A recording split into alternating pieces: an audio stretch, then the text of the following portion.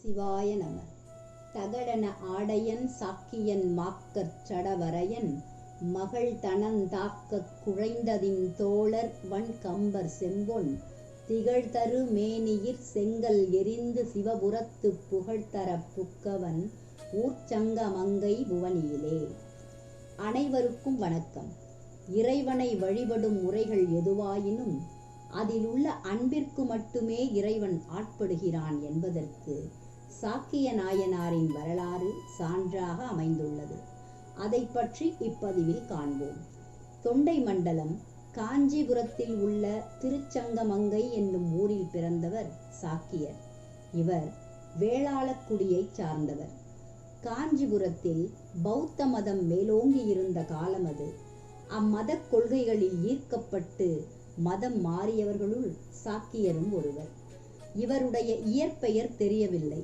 காரணப் பெயரான சாக்கியர் என்றே அழைக்கப் பெற்றார். இவருக்கு இளம் பிராயத்திலிருந்தே இறை தேடுதலில் வேட்கை அதிகம். இப்பிரபஞ்சத்தில் நடக்கும் அனைத்து செயல்களுக்கும் யார் காரணம், எதற்காக நடக்கிறது, பிறப்பருக்கும் வழி யாது, பிறவாமைக்கு என்ன செய்ய வேண்டும் என்ற பல கேள்விகள் அவருக்குள் எழுந்தது. அக்கேள்விகளுக்கான விடைகளை தேடினார். சமய நூல்களை ஆராய்ந்தார். திருச்சங்கமங்கையிலிருந்து காஞ்சிபுரம் சென்று அங்குள்ள பௌத்த மடத்தில் சேர்ந்தார்.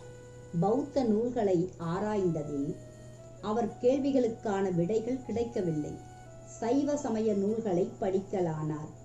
அதில் நாம் செய்யும் செயல்களும் அதை செய்விப்பானும் அதற்கான பலன்களை கொடுப்பவனும் ஈசன் ஒருவனே என்பதை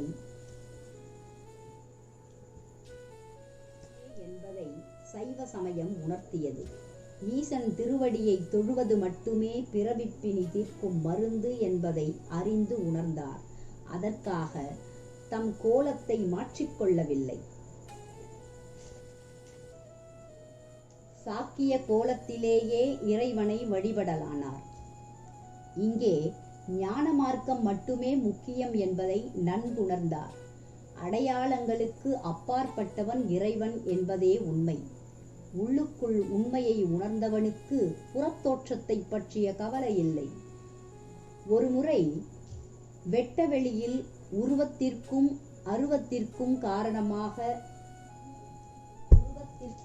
அருவத்திற்கும் காரணமான சிவலிங்கத்தை கண்டார்.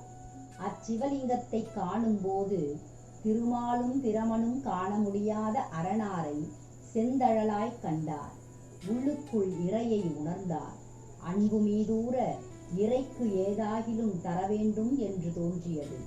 அருகே இருந்த கல் ஒன்றை எடுத்து சிவலிங்கத்தின் மீது எறிந்தார். இறைவன் அமைதியாய் அதை ஏற்றுக்கொண்டார்.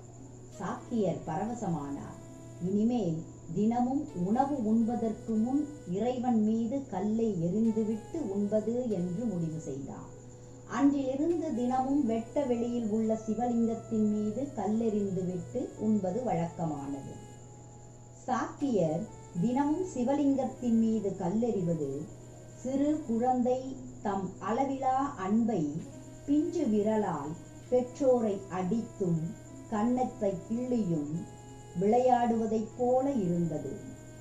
அதற்காக தாய் தந்தை தன் மகவின் மீது கோபம் கொள்ள மாட்டார்கள். மாறாக மட்டற்ற மகிழ்ச்சி கொள்வார்கள். இந்த செயலால் இறை அகமகிழ்ந்தது. கல்லெறியும் தொண்டையும் சிவமே தமக்கு குறிப்பு உணர்த்திற்று என்பதை உணர்ந்த சாக்கியர் அத்தொண்டினை சிறப்புறச் செய்தார். கண்ணப்பர் ஐயனின் திருமுடியில் தன் செருப்பு காலால் பதித்தது அன்பின் மிகுதியினால். அதை போலவே அதனை புரிந்து கொள்ளாதவர்கள் கல் என்று கூறுவார்கள். ஆனால் அரணார்க்கு அதுவே மலராகும். ஒரு முறை இறை சோதித்தது. கல்லெறிய மறந்தார் சாக்கியர். உணவு உண்ணப் போகும்போது எம்பிரானார்க்கு கல்லெறிய மறந்தேன் யான் என எழுந்து மனதுள் பொங்கிய காதலுடன் புறப்பட்டு சென்று புலித்தோலை அரைக்கசைத்த சிவனாரை அடைந்தார். ஒரு கல் எடுத்து எரியப் போகும் முன் வானில் அம்மையப்பர் விடைமேல் எழுந்தருளினர். இக்காட்சியை கண்ட சாக்கியர் இறைவனின் திருக்கழலில் வீழ்ந்தார். இறைவன் சாக்கிய நாயனாரை தம்முடன் சிவலோகத்திற்கு அழைத்துச் சென்றார். அடியார் கூட்டத்தில் இணைத்தார். வார்கொண்ட வனமுலையால் உமைபங்கன் கழலே மறவாது கல்லெறிந்த சாக்கியர்க்கும் அடியேன் திருச்சிற்றம்பலம்.